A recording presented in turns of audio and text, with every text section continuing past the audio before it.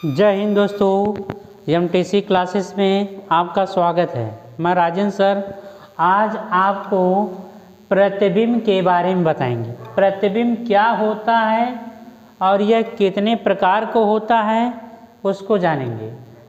पहले जानिए प्रतिबिंब क्या है। देखिएगा, किसी वस्तु, यहाँ पर कोई वस्तु रखी गई, किसी वस्तु से चलने वाली प्रकाश की किरणें। क्या? किसी वस्तु से चलने वाली प्रकाश की किरणें दर्पण से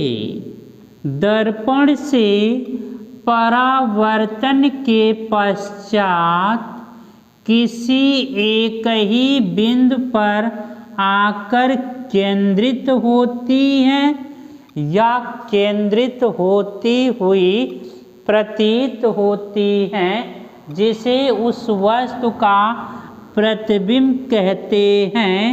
इसे आई से प्रदर्शित करते हैं। क्या? फिर सुन लीजिए, प्रतिबिंब किसे कहते हैं? किसी वस्तु से चलने वाली प्रकाश की किरणें अवतल दर्पण या उत्तल दर्पण से परावर्तन के पश्चात किसी एक ही बिंदु पर आकर केंद्रित होती है या केंद्रित होती हुई प्रतीत होती हैं, जिसे उस वस्तु का प्रतिबिंब कहते हैं। इसे आई से प्रदर्शित करते हैं। फिर सुन लीजिए, किसी वस्तु से चलने वाली प्रकाश की किरणें अवतल, क्या? अवतल तथा अवतल अथवा लिखेंगे। क्या? अवतल अथवा अवतल अथवा उत्तल दर्पण से परावर्तन के पश्चात किसी एक ही बिंदु पर आकर केंद्रित होती है, जिसे उस वस्तु का प्रतिबिंब कहते हैं। इसे आई से प्रदर्शित करते हैं। अब जानेंगे प्रतिबिंब के प्रकार। प्रतिबिंब के प्रकार। प्रतिबिंब के प्रकार। प्रतिबिंब कितने प्रकार के होते हैं? दो प्रकार के होते हैं। प्रतिबिंब कितने प्रकार के होते हैं? दो। फर्स्ट, वास्तविक प्रतिबिंब। वास्तविक प्रतिबिंब। वास्तविक प्रतिबिंब क्या होता है? वास्तविक प्रतिबिंब क्या होता है जानिए। यही है, किसी वस्तु से चलने वाली प्रकाश की किरणें अवतल दर्पण से, किससे? अवतल दर्पण से परावर्तन के पश्चात किसी एक ही बिंदु पर आकर केंद्रित होती है, जिसे उस वस्तु का वास्तविक प्रतिबिंब कहते हैं।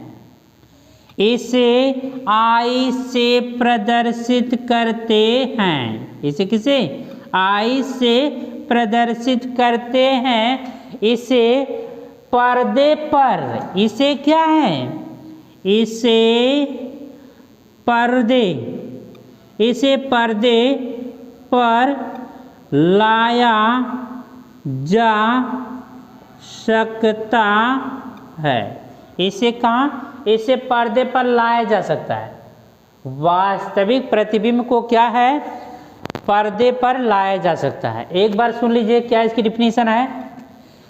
किसी वस्तु से या किसी बिंदु से चलने वाली प्रकाश की किरणें अवतल दर्पण से परावर्तन के पश्चात किसी एक ही बिंदु पर आकर केंद्रित होती है, उसे वास्तविक प्रतिबिंब कहते हैं। इसे पर्दे पर वास्तविक प्रतिबिंब को पर्दे पर लाया जा सकता है। अब हम जानेंगे प्रतिबिंब का दूसरा भाग। प्रतिबिंब का दूसरा भाग क्या है? दूसरा आभासी प्रतिबिंब किसे? आभासी प्रतिबिंब।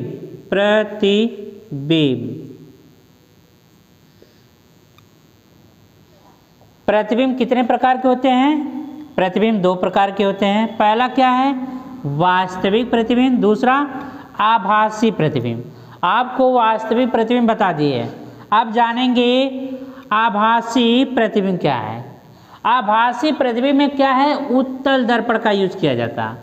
आभासी प्रतिबिंब किसका? उत्तल दर्पण का प्रयोग। देखिए क्या थोड़ा इसमें क्या है, थोड़ा सा डिफरेंस है। देखिए किसी बिंदु से चलने वाली प्रकाश की किरणें उत्तल दर्पण से, किससे?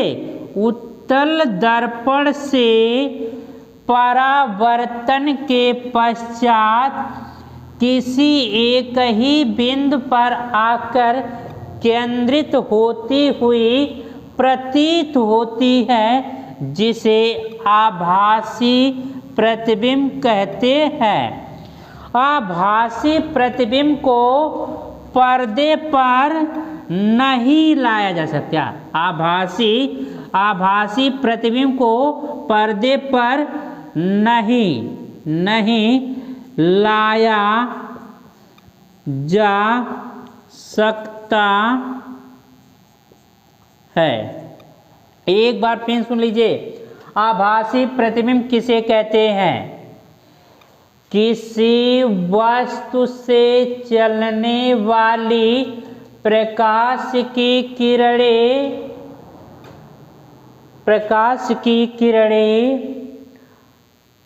उत्तल दर्पण से, क्या? उत्तल दर्पण से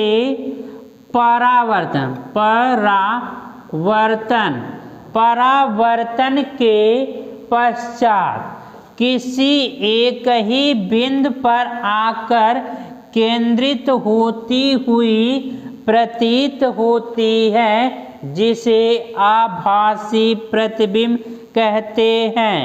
आभासी प्रतिबिंब को पर्दे पर नहीं लाया जा सकता।